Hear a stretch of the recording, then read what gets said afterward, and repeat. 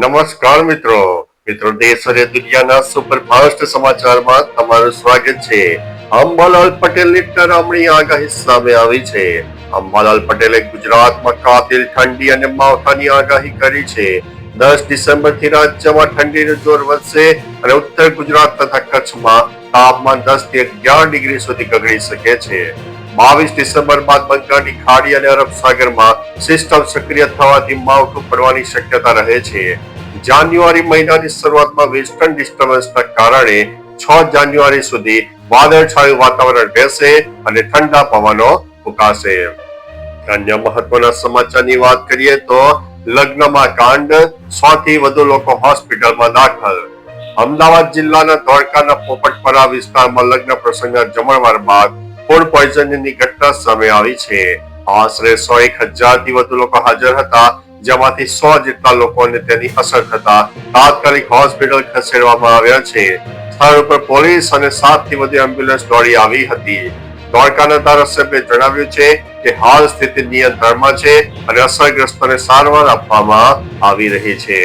અન્ય મહત્વના સમાચારની વાત કરીએ તો અમદાવાદ એરપોર્ટ પર ઇન્ડિગોની 18 ફ્લાઇટો રદ કરવામાં આવી હતી।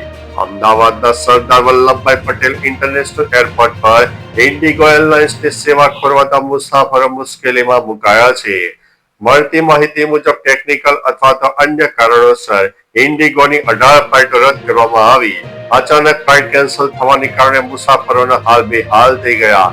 જો કે એરપોર્ટ 8 ફ્લાઇટનું આવાગમન શરૂ થયું હતું અને ઇન્ડિગોની 17 ફ્લાઇટ રાબેતા મુજબ રવાના થઈ હતી। અન્ય મહત્વના સમાચારની વાત કરીએ તો ઇન્ડિગોના ચેરમેને માફી માંગી, 19 વર્ષના રેકોર્ડ ઉપર ડાઘ। ઇન્ડિગો એરલાઇન્સના ચેરમેન વિક્રમસિંહ મહેતાએ તાજેતરના ઓપરેશનલ સંકટ બદલ બિનશરતી માફી માંગી છે। તેમણે સ્વીકાર્યું છે કે તમને નિરાશ કરવા બદલ અમને ખૂબ જ દુઃખ છે અને આ ઘટના ઇન્ડિગોના 19 વર્ષના ટ્રેક રેકોર્ડ પર એક મોટો ડાઘ છે।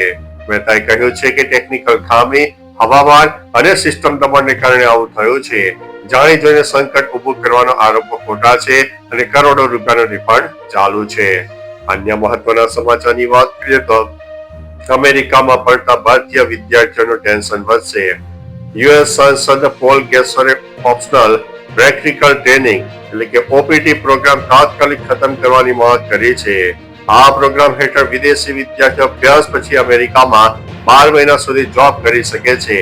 સાંસદનો દાવો છે કે ઓપીટી H-1B વિઝાની મર્યાદાનું ઉલ્લંઘન કરે છે અને અમેરિકન કામદારોની નોકરી છીનવી રહ્યો છે, જેથી યુએસમાં અભ્યાસ કરતા ભારતીય વિદ્યાર્થીઓની ચિંતા વધશે।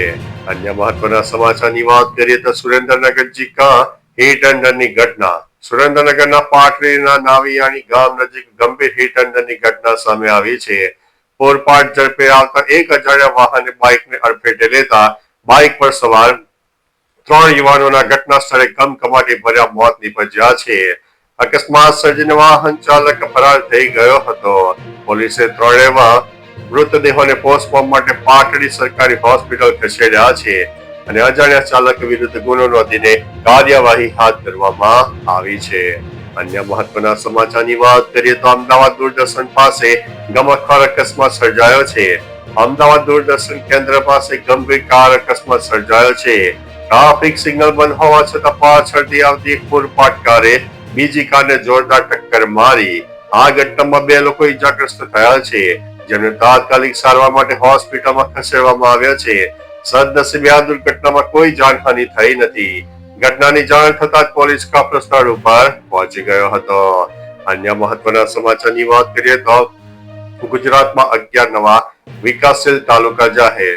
મુખ્યમંત્રી ભૂપેન્દ્રભાઈ પટેલે રાજ્યના વધુ 11 તાલુકાને વિકાસશીલ જાહેર કર્યા છે।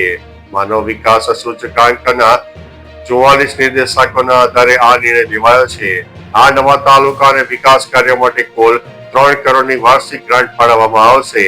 જાહેર કરાયેલા 11 તાલુકામાં કદવાલ, ઉકાઈ, ગોવિંદગુરુ લીમડી, સુખસર, ચિકના, રા, ધરણીધર, પોગળ, હળાદ, ગોધર અને નાના પોડાનો સમાવેશ થાય છે। અન્ય મહત્વના સમાચારની વાત કરીએ તો 9 કરોડમાં નાગરિકતા, ટ્રમ્પે ગોલ્ડ કાર્ડ લોન્ચ કર્યો છે। અમેરિકી રાષ્ટ્રપતિ ડોનાલ્ડ ટ્રમ્પે ગુરુવારે ટ્રમ્પમાં ગોલ્ડ કાર્ડ લોન્ચ કર્યું છે. આ કાર્ડની કિંમત 1 મિલિયન એટલે લગભગ 8.97 કરોડ રાખવામાં આવી છે. જોકે કંપનીઓ માટે 2 મિલિયન રહેશે. આ કાર્ડ ખરીદનારને ગ્રીન કાર્ડ જેવા વિશેષ અધિકારો મળશે. કાર્ડ લોન્ચ કરતી વખતે ટ્રમ્પે કહ્યું છે કે આનાથી દેશમાં શ્રેષ્ઠ લોકોને લાવવાની ભેટ મળશે અને અમેરિકી સરકારી તિજોરીમાં અબજો ડોલરનો વધારો થશે. અન્ય મહત્વના સમાચારની વાત કરીએ તો H-1B વિઝા અરજદારોના ઇન્ટરવ્યુ અચાનક મોકૂફ રાખવામાં આવ્યા છે. ભારતમાં હજારો H-1B વિઝા અરજદારોના નિર્ધારિત ઇન્ટરવ્યુ અચાનક અનેક મહિનાઓ માટે મુલતવી રખાયા છે. સૂત્રોની માહિતી અનુસાર આ નિર્ણય અરજદારોની સોશિયલ મીડિયા પ્રોફાઇલ અને ઓનલાઈન પોસ્ટની વધુ તપાસ કરવા માટે લેવાયો છે. 15 ડિસેમ્બર પછીના ઇન્ટરવ્યુ આગામી વર્ષે મે મહિના સુધીમાં લંબાવવામાં આવ્યા છે. ભારતમાં રહેલા હજારો અરજદારોને અમેરિકા પરત ફરવામાં ઘણો વિલંબ થશે. અન્ય મહત્વના સમાચારની વાત કરીએ તો સુરતમાં 14 કલાક બાદ આગ શાંત જોવા મળી છે.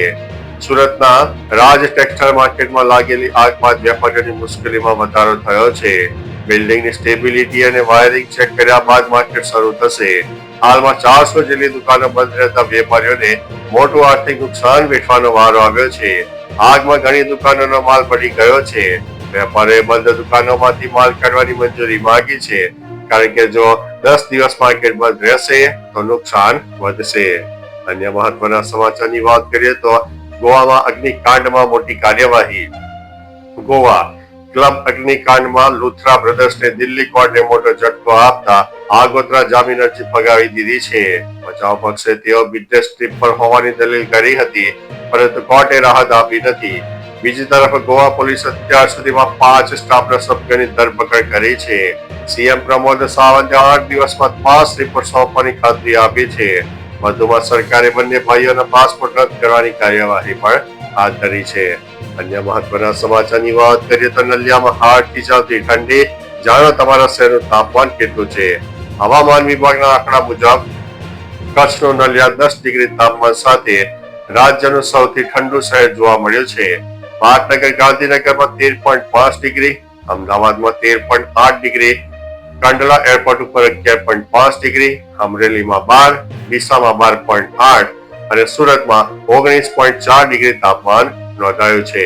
અન્ય મહત્વના સમાચારની વાત કરીએ તો એપલ અને ગૂગલની 150 દેશોને ચેતવણી. વિશ્વની દિગ્ગજ ટેક કંપની એપલ અને ગૂગલ દ્વારા 150 થી વધુ દેશોના યુઝર્સને સાયબર હુમલા અંગે ચેતવણી જાહેર કરવામાં આવી છે. એપલ અને ગૂગલ દ્વારા મોકલાયેલા એલર્ટ મુજબ ઇન્ટેલ લેક્સા જે ખતરનાક સ્પાયવેર, ફોટા, મેસેજ અને લોકેશન ચોરી શકે છે. આ હુમલાઓ સ્ટેટ સ્પોન્સર્ડ હોવાની શક્યતા છે. કંપનીએ યુઝર્સને ડેટા સુરક્ષિત રાખવા, તાત્કાલિક ફોન અપડેટ અને પાસવર્ડ બદલવા અને અજાણ લિંક પર ક્લિક ન કરવાની સલાહ આપી છે. અન્ય મહત્વના સમાચારની વાત કરીએ તો મેક્સિકોનો ભારત સહિત ઘણા દેશો પર 50% સુધીનો ટેરિફ. અમેરિકા બાદ હવે મેક્સિકોએ ટેરિફ વોર શરૂ કરી છે. મેક્સિકોએ ભારત, ચીન, સાઉથ કોરિયા અને થાઇલેન્ડ સહિતના ઘણા એશિયન દેશોમાંથી આવતા માલ સામાન પર 50% સુધીનો ઊંચો ટેરિફ લાદવાનો નિર્ણય કર્યો છે. મેક્સિકોની સિનેટર આ પ્રસ્તાવને મંજૂરી આપી દીધી છે અને તે 2026 થી લાગુ થશે. આનાથી ઓટો પાર્ટ્સ, ટેક્સટાઇલ અને સ્ટીલ સહિતના ઉત્પાદનો મોંઘા થશે. તો ચાલો મિત્રો, ફરીથી દેશ અને દુનિયાના સુપરફાસ્ટ સમાચાર લઈને મળતા રહીશો. ત્યાં સુધી અમને રજા આપશો. નમસ્તે.